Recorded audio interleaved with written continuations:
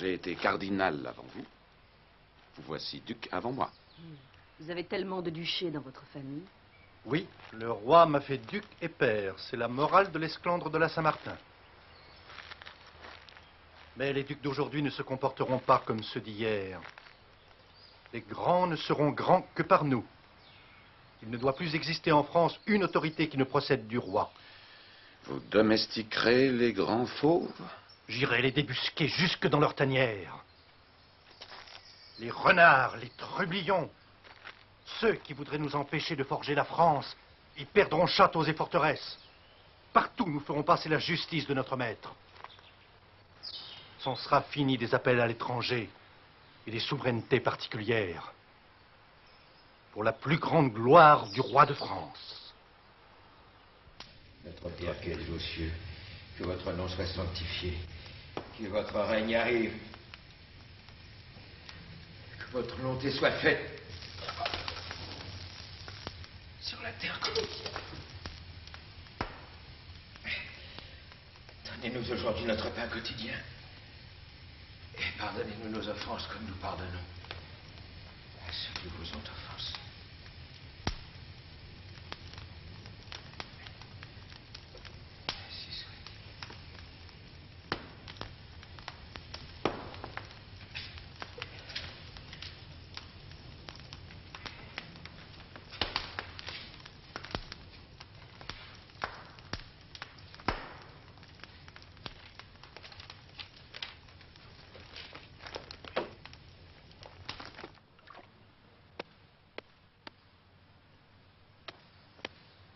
Avec ce qu'on nous prend, on pourrait soigner les gueux, nous donner du pain quand la récolte est mauvaise.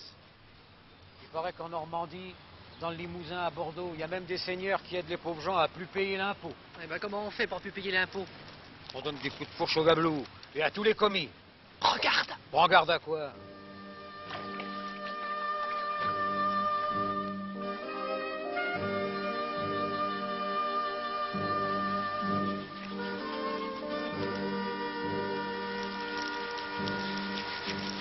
Il paraît que c'est lui qui nous prend tout votre avoir. Point l'air d'en profiter, hein. Lui, non, le cardinal, si. Il est mieux que le roi.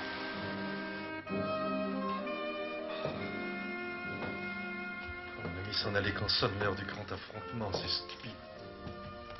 L'affrontement est sans doute évitable. Et vous guérirez. Vous n'êtes pas dans ma tête. Si vous savez combien elle est douloureuse, ces fulgurants éclairs la traversent. Puis ce sont les ténèbres. Vous êtes l'homme de la lumière. Ah, Père Joseph.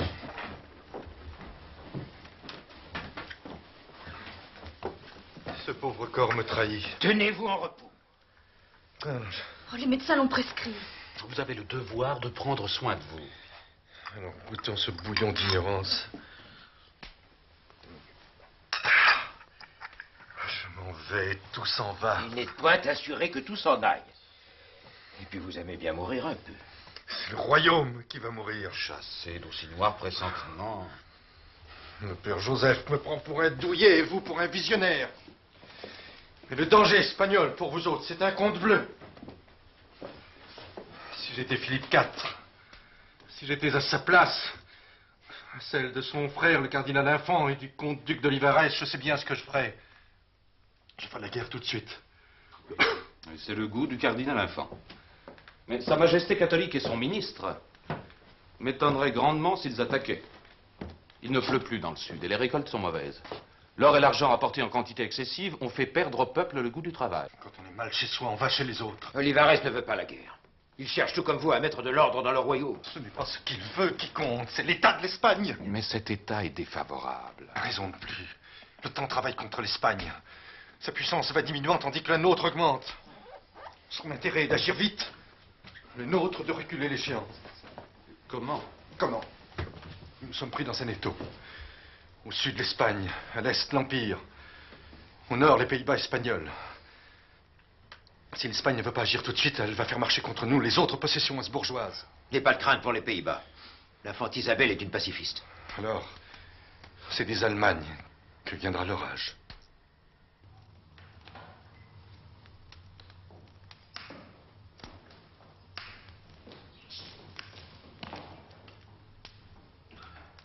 Comment se porte notre tyran?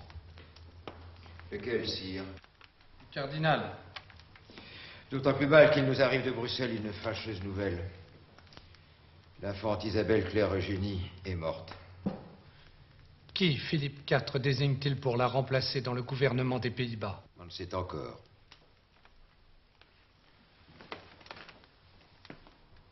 Bruxelles est plus proche de Paris que Vienne ou Madrid.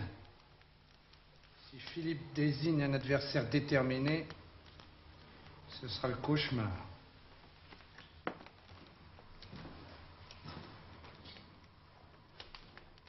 Le cardinal peut venir à passer. Oui, sire.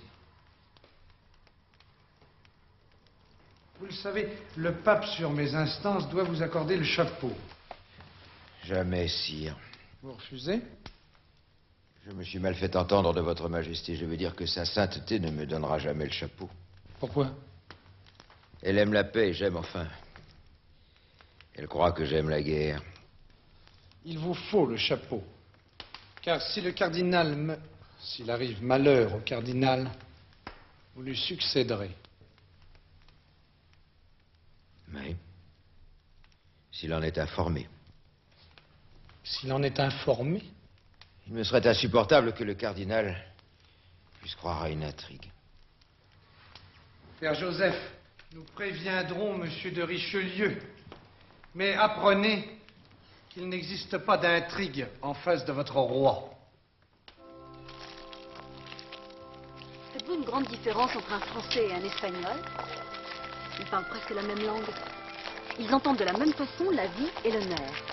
Ils sont catholiques et latins. Nous voulons vivre chez nous. Et pour vivre chez nous, il faut retrouver les limites de l'ancienne Gaule. Peste! Vous voulez donc les Pays-Bas, la Lorraine, la Franche-Comté, la Savoie, le Roussillon et la Cerdagne? Rien moins. Mais seulement à l'heure favorable. Et de préférence par les traités plutôt que par les armes. Père Joseph, des nouvelles de Bruxelles? Non, Madrid n'a point encore procédé au remplacement de l'infante. Heureux répit. L'Empire. Le roi de Suède, Gustave Adolphe, y fait voler les têtes assez consciencieusement. Oh, quelle horreur! L'horreur serait qu'elle volasse en France. Et Gustave Adolphe, en dépit du fanatisme de ses réformés, va s'arrêter. Pourquoi? L'argent. L'argent. Mais couvrez-le d'or. L'état des finances interdit. Voyez le surintendant, rappelez à l'ordre les collecteurs, augmentez le montant des taxes. Gustave Adolphe doit avancer. Je ne comprendrai jamais qu'un cardinal et un capucin payent des protestants pour détruire l'empereur catholique. Il ne s'agit nullement de le détruire, mais de lui créer assez d'embarras pour l'empêcher de nous attaquer. Ce que fait le roi de Suède n'a pas de prix. Faisons battre les autres. Rien n'est plus précieux que la peau des Français. Même pour le donner à Gustave Adolphe, j'aime mieux leur prendre leur argent que leur sang. Avance-t-il toujours? De plus en plus profondément, Votre Majesté. Qui pourrait encore l'arrêter? Oh, certainement pas le duc de Bavière. Il est par trop l'ami des Français. Et j'avoue ne voir aucun général placé au service de l'Empire qui est... Que vous manque-t-il donc à vous? Le talent, la bravoure ou les deux? Oh, mais ni l'un ni l'autre, sire. Tout simplement l'argent. L'argent que les Français, eux, ne manquent pas de jeter à pleine poignée. Alors qui détient le tout? Qui possède à la fois du talent, de la bravoure et de l'argent? Je ne vois personne. Vous voyez parfaitement au contraire. Je vais le rappeler sur l'instant. Et il fera pièce aux Suédois. C'est le duc de Friedland. Wallenstein. Mon cher Hulot, ce Gustave Adolphe ne doit quand même pas nous faire oublier notre bohème. Comment fonctionnent nos mines de fer? Tout allait bien, d'après nos dernières correspondances. Elles ne paraissent pas bien fraîches. À l'occasion, je compte sur toi pour tâcher d'en savoir plus. Comment votre Altesse songe-t-elle à tout? À croire que vous avez des yeux derrière la tête. Et s'il te plaît, n'oublie pas de t'enquérir des mûriers. C'est une nouvelle et grande richesse pour notre pays.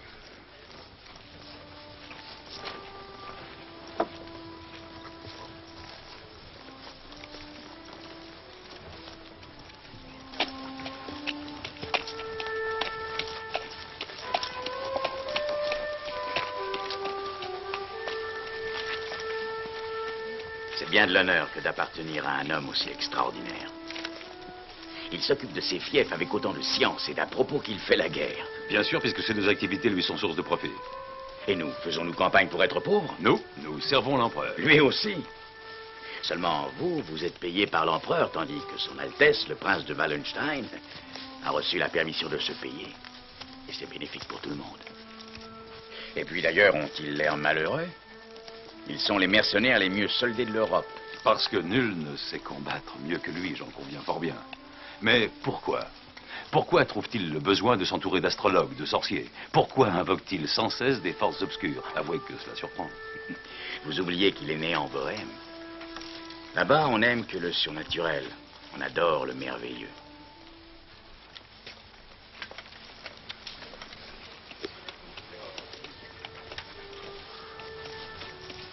Je croyais le cardinal de Richelieu enragé de Gustave Adolphe Bourdon.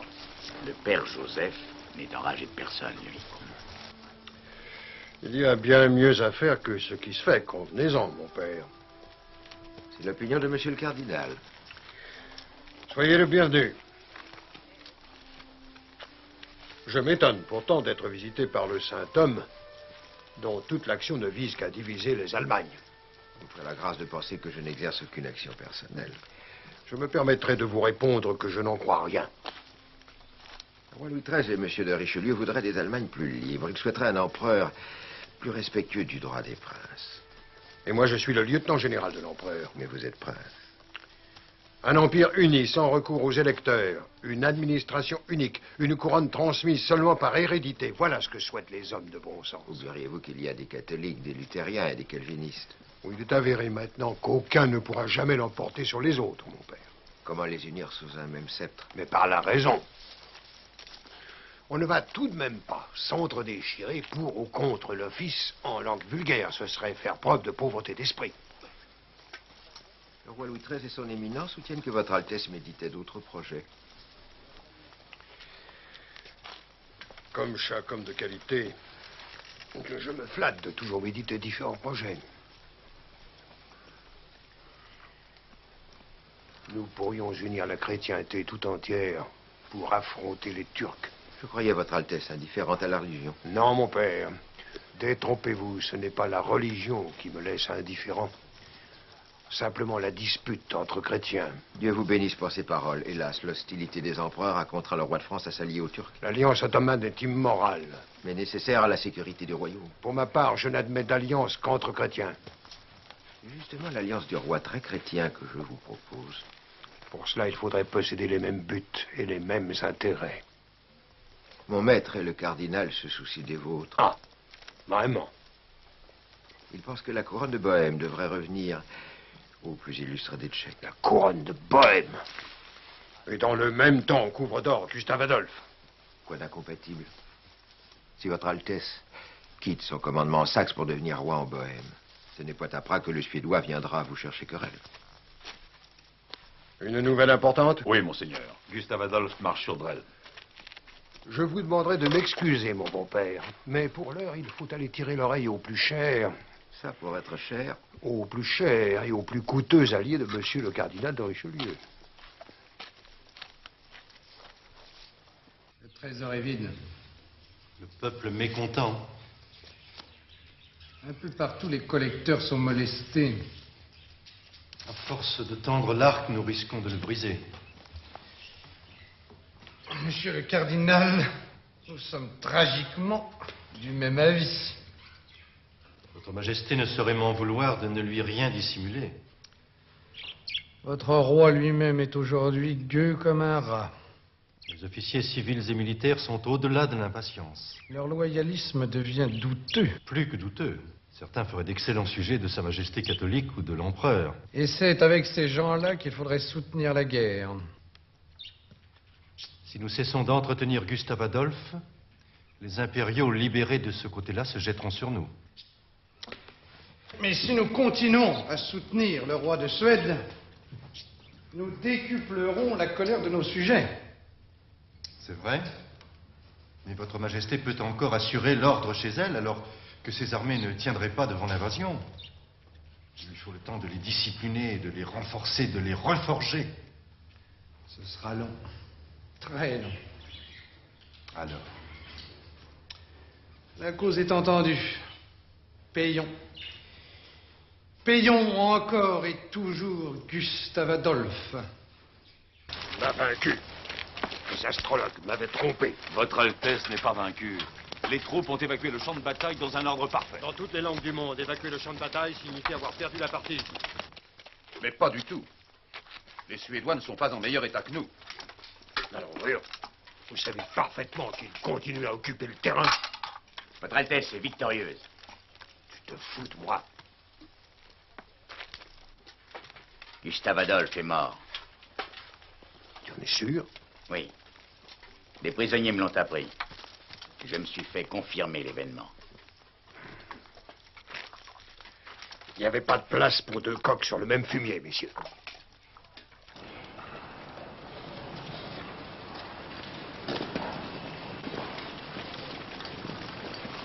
N'allez pas vous mettre martel en tête pour mes équipages.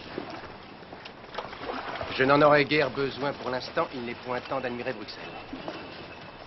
Mon frère, le roi d'Espagne, m'interdit d'engager la bataille contre les Français. Soit, mais j'ai le droit d'attaquer leurs alliés, n'est-ce pas? Le temps de rameuter le gros de nos bandes castillanes et brabançonnes, et puis je pourrais les réunir aux armées de l'empereur. Et alors, nous nous empresserons d'en finir avec les Suédois. On va découvrir que les cardinaux de France ne sont pas les seuls à connaître l'art de la guerre. il faut prendre le cardinal Infant de vitesse. Aucune force au monde ne peut l'empêcher d'opérer sa jonction avec Wallenstein. Si. Bernard de Saxe-Weimar, ce protestant nous donnera autant de soucis que Gustave Adolphe. C'est un poison, en face duquel il convient de doser le contrepoison. Laissez la Saxe-Weimar qui n'y peut rien. Un seul homme peut empêcher la jonction, c'est Wallenstein lui-même. Il est gourmand. Pas d'argent, lui, il en regorge. À la vérité, il convoite un trône. Il veut la couronne de Bohême. Signifiez-lui à votre manière que le roi n'objecterait rien contre cette élévation. Promettez les provinces baltes aux Suédois et la Bohème à Wallenstein. Pour être plus naturel, c'est retirer entre toute cause de friction. L'empereur va finir par se fâcher. Ce qui présente une moindre importance s'il se fâche, sans les canons de Wallenstein. Ah, je le trouve très changé. Changé? Moi, je le trouve toujours magnifique. Il ne bouge plus. Laisse les Suédois se déployer là où ils veulent. Il ménage tout le monde. Je ne le découvre pas aujourd'hui, ça. Il est dans ses habitudes d'endormir ses ennemis pour mieux les dévorer. Oui, vrai, mais sait-il seulement qui sont ses ennemis et qui sont ses amis? Monseigneur, monsieur le général, son Altesse vous demande.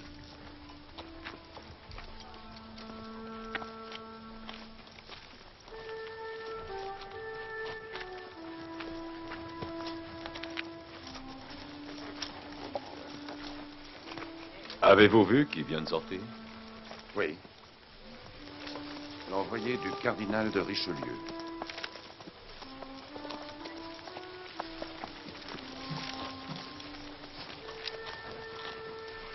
Messieurs, quand une femme honnête et un homme d'honneur partagent la même couche, ils se jurent fidélité l'un à l'autre. Dans une parabole, la femme, c'est vous, et moi, je suis l'homme. Comme moi, vous souhaitez certainement tous transformer notre noble aventure en un pacte perpétuel. Nous invitons tous les officiers à prêter serment d'absolue fidélité à notre personne au nom de toutes les troupes engagées sous nos ordres. La cérémonie aura lieu dès demain matin. Vous pouvez disposer.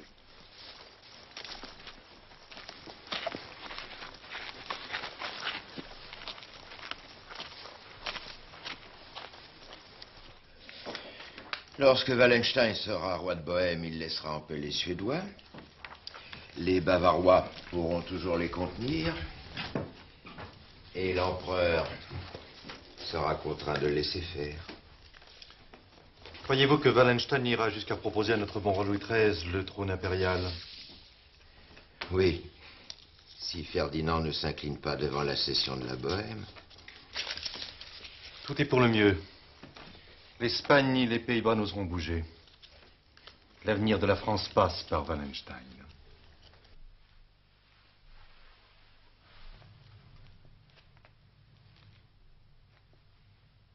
La parole de Dieu est parvenue jusqu'à moi.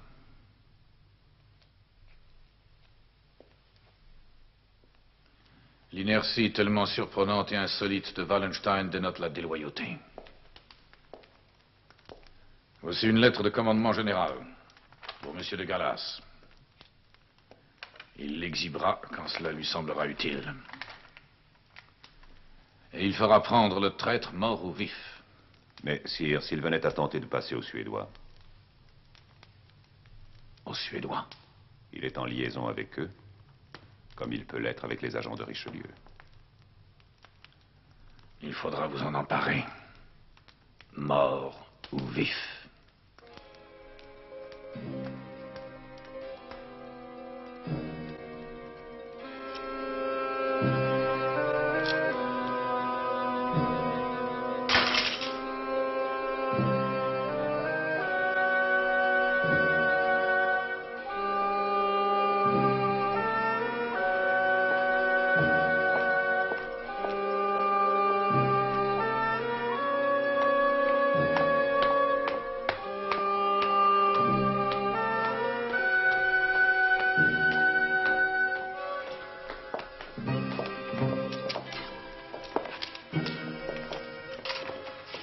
Alors, est-ce fait?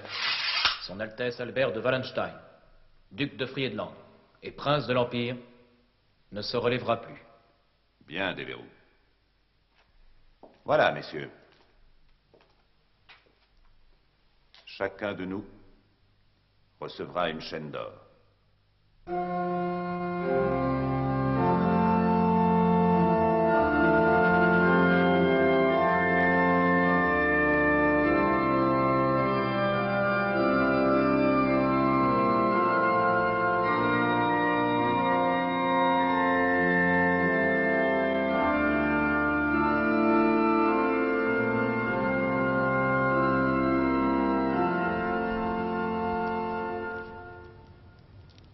Dominus vobis. Et cum spiritu tuo. Requiescat in pace. Amen.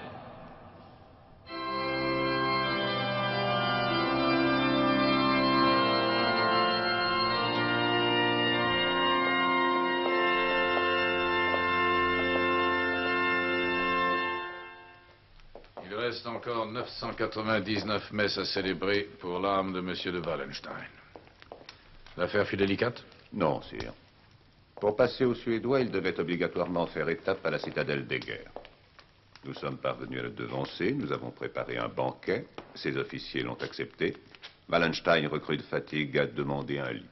Votre Majesté impériale connaît la suite. Plus de Gustave Adolphe, plus de Wallenstein. Et par la même occasion, plus de coq sur le fumier. Pardonnez mon pessimisme. Le fumier demeure et Saxe-Weimar est bien dessus. Qu'à cela ne tienne. C'est à vous de leur déloger.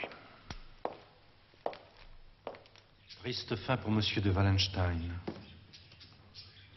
Juste sort pour tout serviteur qui veut dépasser son maître. Que tout traître à son souverain connaisse le même destin. Le roi pourrait se dispenser de déclarer librement ses pensées. Vous ne le changerez pas. Je dois me faire petit. Les souverains inclinent à faire couper les têtes qui les dépassent. Alors chacun piétine celui que la fortune abandonne. Concini, Bouquincan, et maintenant Wallenstein. Malheur aux favoris. Malheur aux hommes d'exception. On les mange, on les poignarde, on les tue à coups de pertuisane. C'est vous abaisser que de vous comparer à ces gens-là. Des gens qui, tout comme moi, étaient exposés aux caprices du prince. Pour Wallenstein n'allait pas parler d'un caprice du prince. Savez-vous ce qu'il a perdu? Son refus trop visible pour affronter les Suédois de se réunir au cardinal Infant.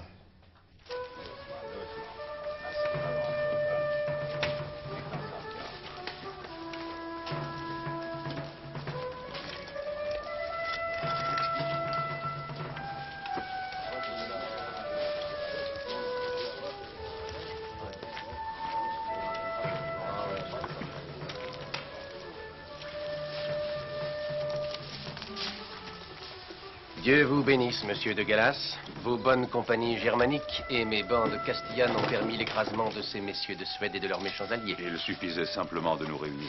Comment se nomme cette localité? Nordlingen, monseigneur. L'orgueil suédois paraît donc définitivement brisé. Et celui de mon beau-frère, le pauvre Louis XIII, avec.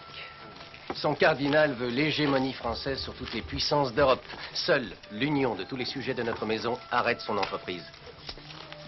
Infant et prince de l'Église, j'ai voulu le gouvernement des Pays-Bas, afin de fédérer toutes les armées habsbourgeoises.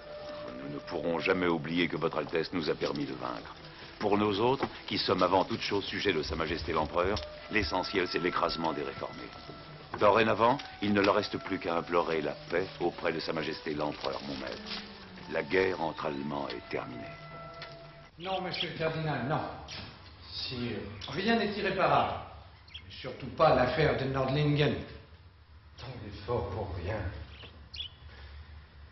Je ne puis plus conduire les affaires aux côtés de votre majesté. Nous avons gagné des années de paix, trouvé un peu d'argent, mis de l'ordre dans nos armées. Nous vous devons ce répit. Je n'en puis plus. La faute en est à vos médecins. Nous enverrons les nôtres. Je remercie votre majesté. Tant de gens ne comprennent rien à mon effort, haïssent mon entreprise. Que vous importe le jugement d'autres que moi? Je suis content de vous l'entendre dire. Monsieur de Gallas n'a que propos flatteurs à ton sujet. Il paraît que tu as fait merveille contre les Suédois. N'est-ce pas, prince de Gallas? Que Sa Majesté m'excuse, je suis contre. Allons, voyons, Nordlingen vaut bien la principe. Alors, tu t'apprêtes à entrer dans ton gouvernement des Pays-Bas? En apportant la satisfaction d'avoir servi votre majesté apostolique. Tu es jeune, mon neveu, et tu te trouves paré de tous les dons. Tu viens de nous le prouver. Va, mon neveu. Je suis bien certain que tu feras le bonheur des Bruxellois. Serait-il vraiment l'heure d'y songer? Pourquoi? Que dis-tu? Son Altesse fait la guerre de si belle manière qu'il lui en coûte maintenant de s'occuper de la paix. C'est pourtant le rôle d'un cardinal. Je connais un autre cardinal, et sorti de rien celui-là, qui pourtant continue encore d'enflammer toute l'Europe. Prends garde de ne point t'enflammer toi-même. Il n'est pas une terre de notre maison où il ne se soit pas arrangé d'une manière ou d'une autre pour y jeter la discorde. Il travaille partout et toujours au démembrement de notre puissance. Il fomente des rébellions dans tous les pays qui jouxtent la France, l'Espagne, l'Italie, les Provinces-Unies. Chaque jour qui passe est témoin d'une nouvelle entreprise. Que ce soit contre votre majesté apostolique, mes Pays-Bas, et contre mon frère, le roi d'Espagne. Je te l'accorde bien volontiers. Le cardinal de Richelieu saurait être donné comme un modèle de bonne foi. Voyez déjà ses intrigues avec Jean-Philippe, l'électeur de Trèves. Allons, il est mon vassal. Il est aussi celui de mon frère. Et Sa Majesté catholique m'a donné ordre de faire procéder à son arrestation. Et alors, qu'as-tu fait? Mais j'ai obéi, voyons.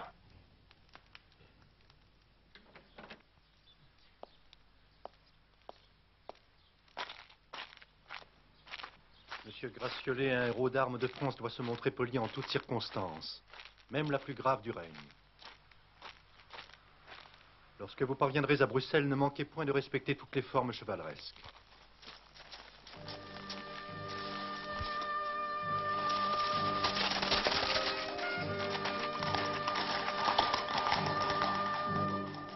L'arrestation de l'électeur de Trèves n'est qu'une provocation. Je le sais. Les Espagnols ont aussi peur que nous de la guerre.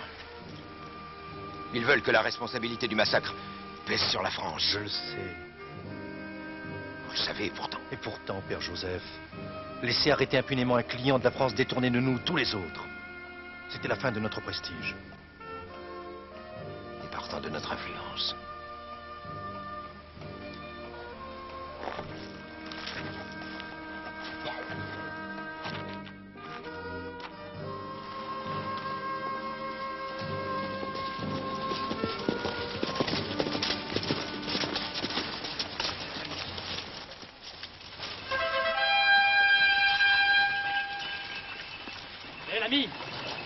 Que fait-il qu'il reste, monseigneur le cardinal Infant?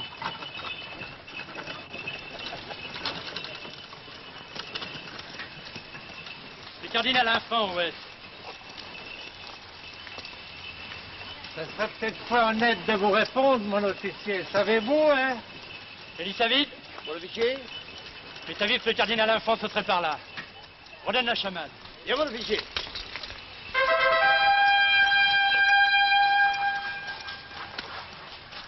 Qui serait assez présomptueux pour présumer de la suite?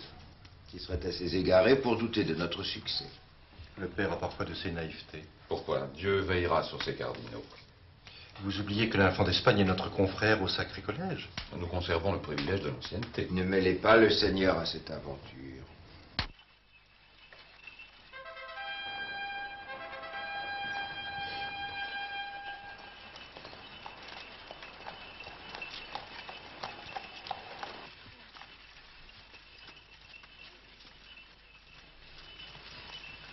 Décidément, je vois que ces braves Français n'ont point perdu la manière.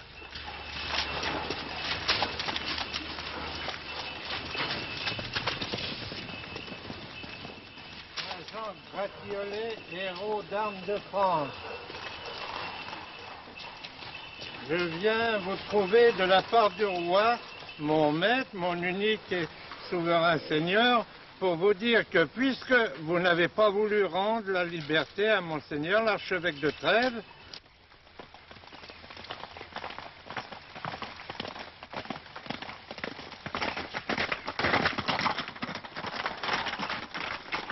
Il faut être en règle, Elisavit. Monseigneur le cardinal Infant n'a pas voulu prendre connaissance de notre message. Il importe de lui notifier officiellement. Mais où ça? Sur le poteau frontière.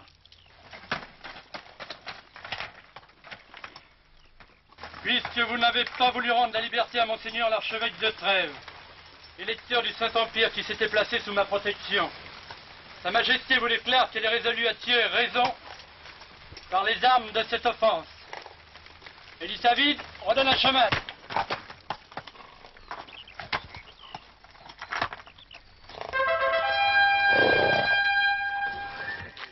Dommage que l'Empire ne soit pas de la fête, mon cher Butler.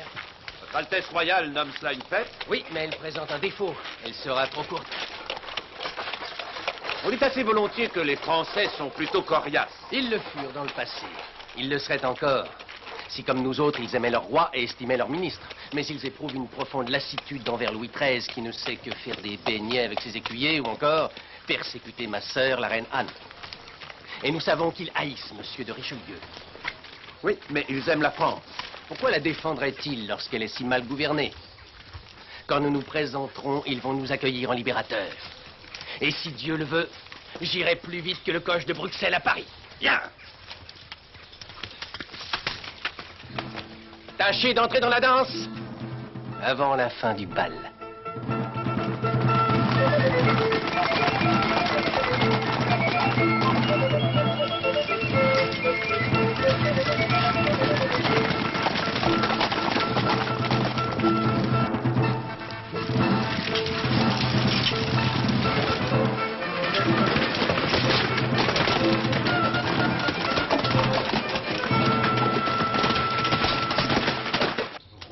Tiens bien, Valteline. Il empêchera de nouvelles troupes espagnoles de renforcer le cardinal Infant. Croyez-vous que notre beau-frère ait tellement besoin de renfort? Sire, un peu partout, les armées de votre majesté font bonne contenance. En Italie, en Lorraine, en Alsace. Point d'Italie, de la Lorraine et de l'Alsace. À quoi servent des succès à l'étranger lorsque nos capitaines retraitent en France? Nous pourrions aussi planter notre étendard chez le grand Mogol sans empêcher le cardinal Infant de coucher au Louvre. Rien n'est perdu. Si. Il n'est qu'une issue. Nous prenons le commandement de l'armée et nous portons de notre personne au-devant de l'envahisseur. Je conjure le roi de ne rien faire. Et pourquoi, je vous prie, voudrait-on me dérober la gloire de défendre mes sujets? C'est à Paris que vous les défendrez le mieux. Quitteriez-vous la capitale que le parti des turbulents tenterait et réussirait la subversion? Il n'est pas un magistrat sur 5, un grand seigneur sur 3, un prince du sang sur 2 qui n'attendent la défaite pour livrer le royaume au Habsbourg. Votre présence seule nous sauve. Je ne puis donc m'en remettre à la loyauté des Parisiens? Non, sire. Nous attendrons donc.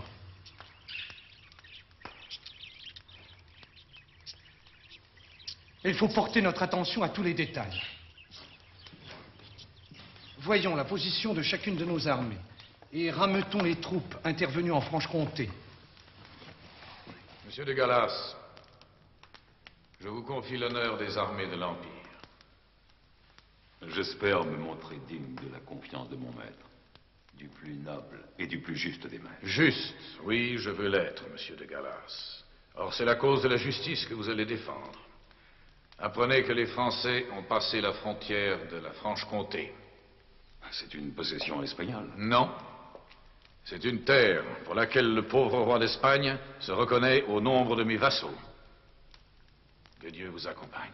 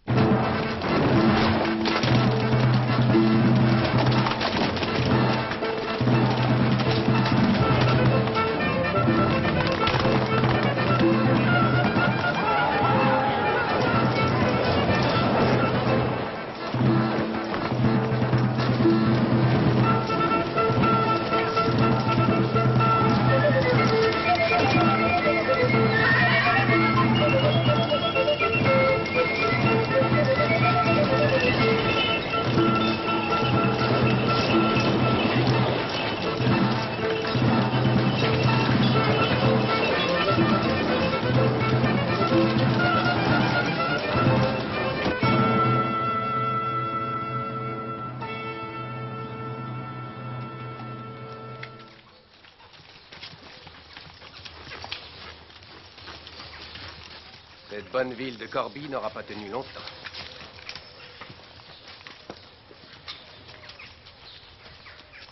Allons, rentrez donc dans vos maisons et montrez-vous loyaux à l'égard de Sa Majesté catholique.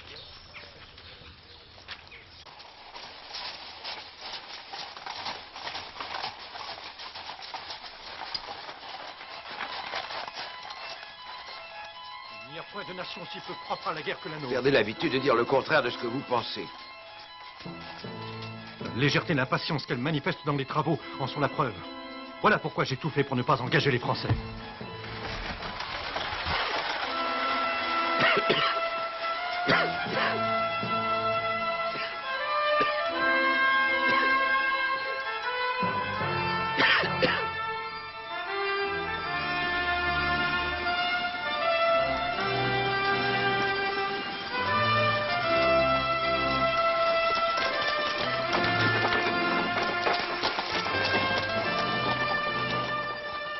C'est l'ambition qui va perdre cet homme-là.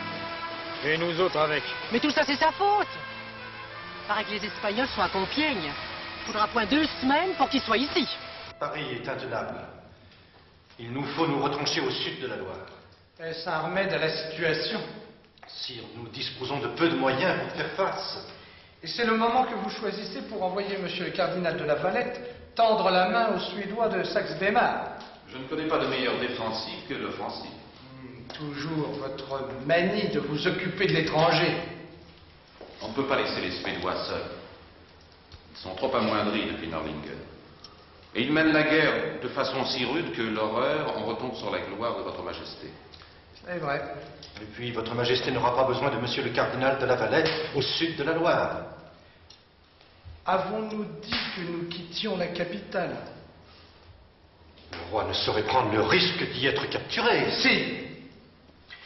Nous allons parler à notre peuple. Tous les hommes fortunés s'engageront avec leur cheval. Les autres s'enrôleront à pied. Toutes les communautés donneront le plus possible de leur avoir. Le clergé ordonnera des prières publiques. Nous vouons notre royaume à la Vierge Marie. Et elle nous sauvera. Monsieur le maréchal de la Force, Sire. à vous l'honneur de recueillir les engagements. Tu saurais porter une pique? C'est pas plus difficile à tenir qu'une bêche, monsieur le maréchal. Très bien, mon petit. Inscrivez-le. Mais il n'est pas bien gros, celui-là. Et toi, comment t'appelles-tu? Galuchon, monsieur le maréchal. Galuchon. Tu es marié? Oui. Tu as des enfants? 13. 13 enfants? Nom de Dieu. Ben, tu travailleras au rempart, alors. Inscrivez-le. Au suivant. Alors, toi aussi, tu veux en découdre? Oui, monsieur. Je veux aller à la guerre avec vous. On m'appelle monsieur le maréchal. Oui, monsieur le maréchal. Tiens, c'est bien, voici un écu. Grand merci. Grand merci, monsieur le maréchal. Je la boirai à votre santé, à celle du roi et à la victoire. Mais pas une seule gorgée pour le cardinal. Peux-tu bien te taire, toi? Non, monsieur l'officier, car c'est bien lui qui nous a mis là. On est digne d'envie quand en perdant la force, on perd aussi la vie. Il a raison, monsieur Corneille. J'avais remis de l'ordre en ce royaume, assagi les réformés, affermi nos établissements d'au-delà des mers. Nous parvenions lentement à nous assurer la Lorraine et l'Alsace. Nos arts commençaient à balancer ceux de l'Espagne.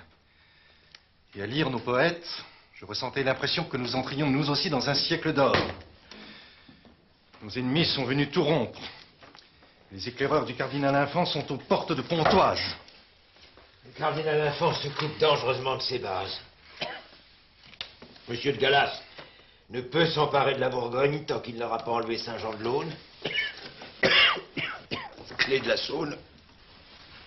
En se réunissant aux Suédois de Saxe-Weimar, le cardinal de la Valette doit inquiéter l'ennemi au fin fond des Allemagnes.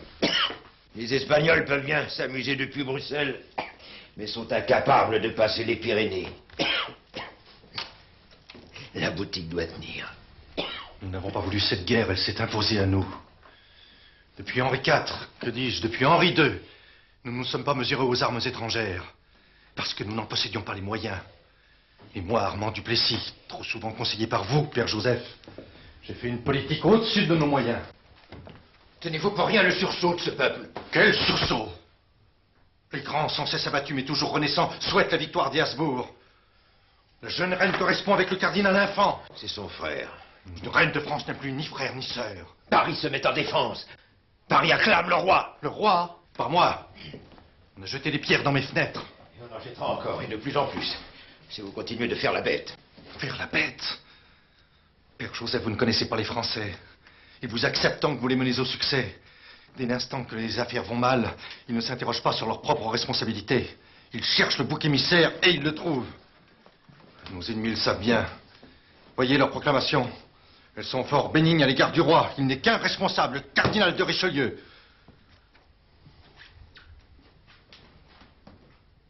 Votre éminence a terminé. Pardon? Vous pourriez évoquer votre jeunesse studieuse, les aléas de votre vocation. Vous pourriez redire vos douleurs, que vous domptez si mal. Vous pourriez prendre à témoin le ciel de ce que vous n'avez pas voulu cela.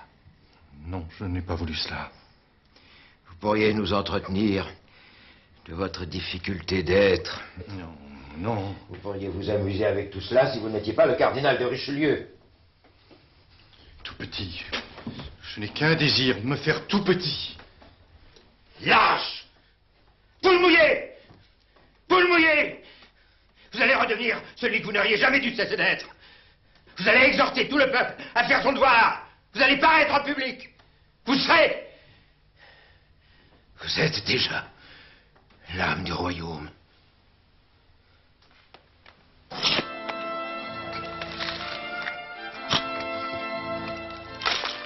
Encore une redoute que les Espagnols n'auront pas.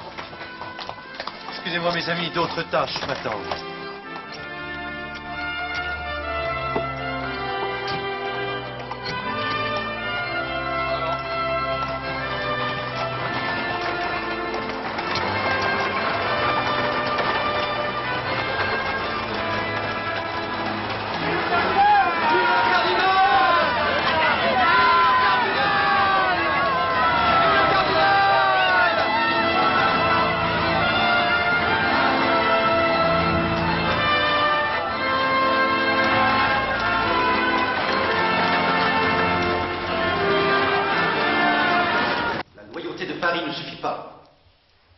Condamner à mort tous les commandants de place qui ont rendu leur ville sans satisfaire pleinement à l'honneur.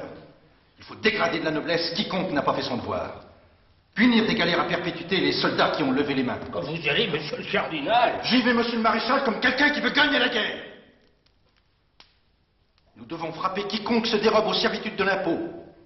Quiconque, à quelque endroit, si reculé soit-il, faillirait à sa mission. Les fours et les moulins seront détruits pour que l'ennemi ne puisse se ravitailler. Depuis qu'il tient Corbie, le cardinal infâme nous nargue avec impudence. C'est l'aboutissement et le contrôle de ses communications qu'il engrange là, son fourrage, son blé, son lard, sa poudre, et tient serré toute son artillerie. Vous parlez d'or, le roi va reprendre Corbie. Avec vous, monsieur le cardinal. Avec vous. Je suis aux ordres de votre majesté. C'est bien beau de se conduire comme le ferait le Cid. Mais il ne faut pas trop négliger la raison. Mon armée est trop précieuse pour prendre le moindre risque de les laisser couper de nos arrières. Monsieur de Richelieu paraît faire de Corbie une affaire d'honneur. Bien. Moi, non. Dès demain, nos forces devront remonter vers le nord.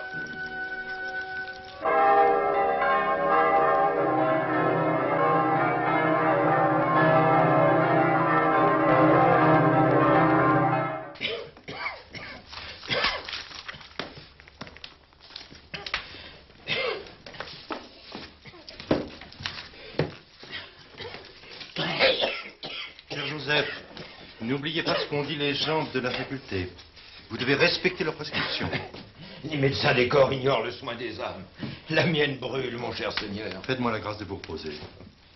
La grâce pour moi, c'est de méconnaître le repos. Vous devez vous conserver pour nous. Que je me repose. Le cardinal de la Valette et le Suédois Saxe-Weimar opèrent maintenant en Alsace. Je dois les conseiller. Vos conseils sont irremplaçables. Mais je vous... Il faut emporter la place de Brissac. Que Brissac tombe et les Espagnols seront définitivement coupés des impériaux. C'est la clé de la campagne. Ça, j'en conviens. Brissac. Brissac. Vos oraisons valent votre action. Reposez-vous et priez.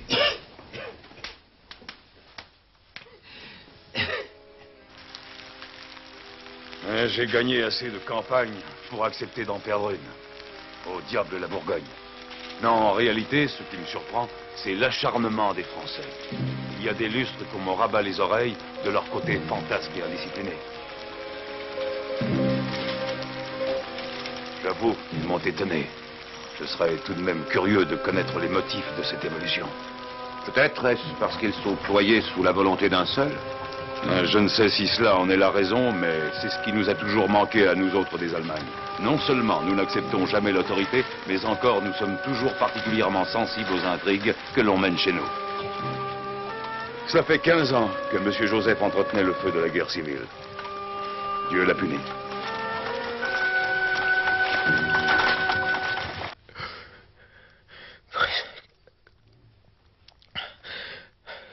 Brissac. Encore un navet. Un navet pour Brissac. Ave Maria, gratia plena. Dominus tecum.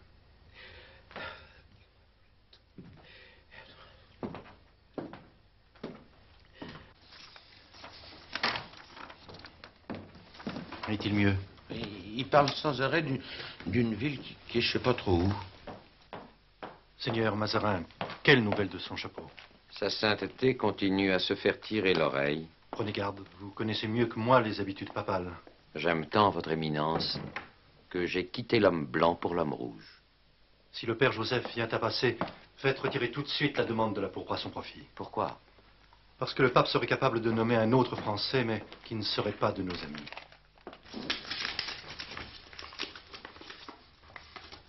Ami indéfectible. Frère de toujours. Monsieur le cardinal de la Valette vient de remporter un nouveau succès en Alsace. Passez-moi les observations de l'Académie. Un peu vif pour Monsieur Corneille.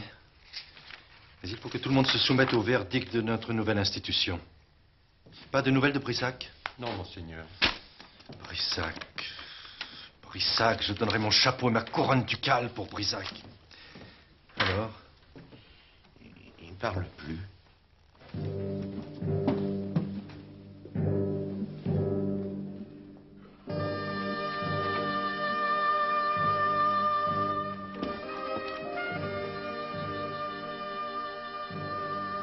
Père Joseph. Père Joseph.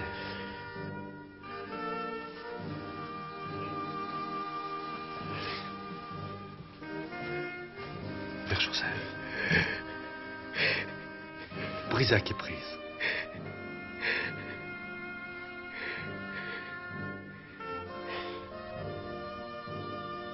Père Joseph. Père Joseph.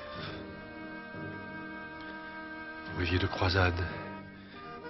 Et vous nous avez aidés dans la guerre qui s'impose entre nations catholiques. Père Joseph, vous ne vous brûlerez plus au fer ardent pour l'expiation de péchés que vous n'aviez pas commis.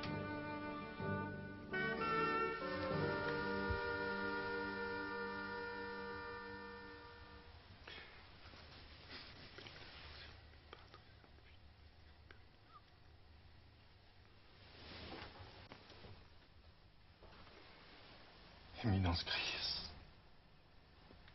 vous méritiez tellement d'être rouge.